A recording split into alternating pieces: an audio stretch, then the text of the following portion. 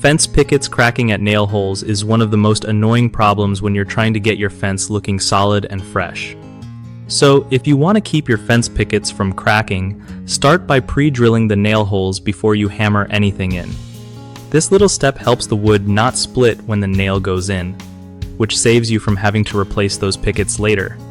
Use a drill bit that's just a little smaller than your nail to make the hole. Also, avoid nailing too close to the edges of the pickets, because that weak spot cracks easier.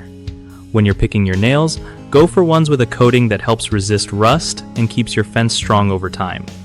If the wood is dry or old, try soaking it in water for a bit before working on it so it's less likely to crack.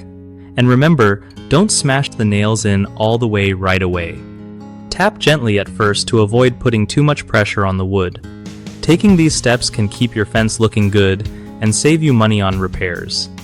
One of the biggest mistakes people make with fence pickets cracking at nail holes is skipping the pre-drilling step, which just puts too much stress on the wood and causes splits. Fix this by always drilling pilot holes slightly smaller than the nail size before nailing. Another common issue is using nails that are too big or close to the edges of the pickets, which makes cracking almost guaranteed. To avoid this, pick nails that fit well and nail at least 1 inch away from the edges.